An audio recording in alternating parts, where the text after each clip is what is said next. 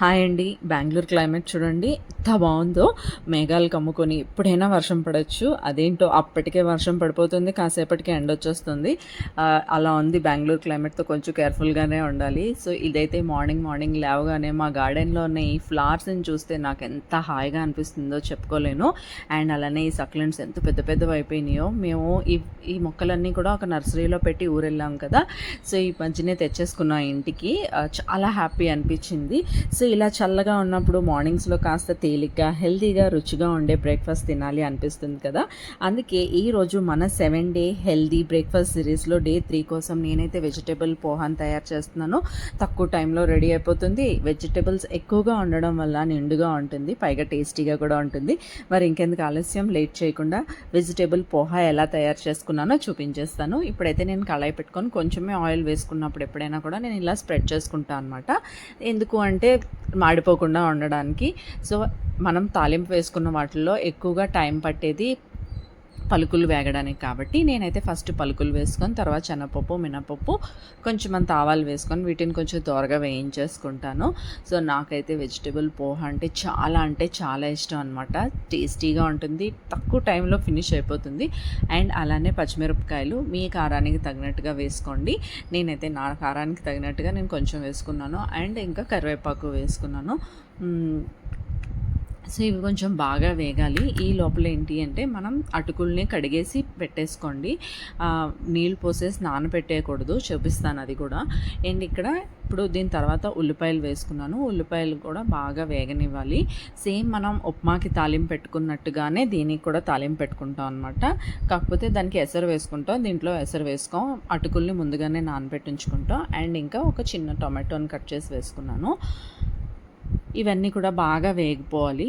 వేగిపోయిన తర్వాత మీ అందరికీ చెప్పాను నేను ఆల్రెడీ ప్రీవియస్ వీడియోస్లో, నాకు ఉప్మా చేశాను అంటే కనుక నాకు వెజిటేబుల్స్ ఎక్కువగా ఉండాలి. ఉట్టుగా తినడం అంటే నాకు ఇష్టం ఉండదు. అలానే పప్పులు కూడా ప్రతి బయటికి నాకు తగలాలి.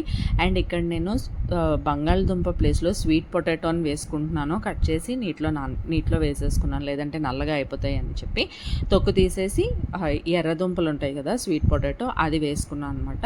మీరు కావాలి అనుకుంటే బంగాళదుంపలు కూడా వేసుకోవచ్చు ఈ ప్లేస్లో. ఇక్కడ నేను కొంచెం ఉప్పు వేసుకుంటున్నాను.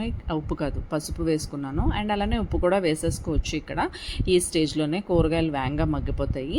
అండ్ ఇక్కడ నేను క్యారెట్ తురుముకొని వేసుకుంటున్నాను. అన్నీ కూడా ముక్కలు అంటే ఎక్కువైపోతుందని చెప్పి నేను క్యారెట్ని తురిమేసుకున్నాను అనమాట. అండ్ ఇక్కడ అల్లాన్ని కూడా తురిమేసుకున్నాను. చెప్పాను నేను ఆల్రెడీ ప్రీవియస్ వీడియోస్లో. ఈ వర్షాలు పడుతున్న టైంలో ఎక్కువగా అల్లం అనేది మాత్రం చాలా వాడతాను. మామూలుగా నేను అల్లం ఎక్కువ వాడతాను. ఇంక ఇలా వర్షాలు పడుతున్నప్పుడు అల్లం ఎక్కువగానే వాడతాను. నాకు చాలా ఇష్టం అల్లం ఫ్లేవర్ అంటే. సో ఇప్పుడు ఇవన్నీ మగ్గడానికి నేను మూత పెట్టేసుకున్నాను అనమాట. ఉప్పు పసుపు వేసి మూత పెట్టేసుకున్నాను. పోహా అంటే ఏం లేదండి, అటుకుళ్ళు ఉప్మా అంటాం కదా, అదే అటుకుళ్ళు ఉప్మానే పోహా అంటాం. ఇంకా ఇందులో బఠానీ వేసుకోవచ్చు, స్వీట్ కార్న్ వేసుకోవచ్చు మీ దగ్గర ఉంటే. సో ఇవన్నీ కూడా బాగా వేయించేసుకుందాము. స్వీట్ పొటాటో ఏంటి అంటే మన అట్ల పుల్లలతో నొక్కితే బ్రేక్ అవ్వాలన్నమాట. ఇక్కడ చూస్తున్నారు కదా, నేను ఒక అటుకులు తీసుకొని, నీళ్లు పోసి వేయకండి, అటుకుల్ని ఒక జాలి దాంట్లో తీసుకొని దాని మీద నుంచి నీళ్లు పోసి వాష్ చేసుకొని పెట్టేసుకోండి, నీళ్ళన్నీ ఇంకిపోయేలాగా, అంతే. సో ఇక్కడ ఏంటి అంటే ఇప్పుడు అటుకుళ్ళు వేసుకొని, చూసారా పొడిగా వస్తుంది. ఈ వైట్ అటుకుల ప్లేస్లో మీరు రాగి అటుకులైనా వాడచ్చు, రెడ్ అటుకులు వస్తాయి, రెడ్ కలర్లో ఉంటాయి, ఆ అటుకులైనా కూడా వాడచ్చు, చాలా హెల్దీ. సో ఇక్కడైతే నేను నిమ్మరసాన్ని వేసుకుంటున్నాను, అంతే.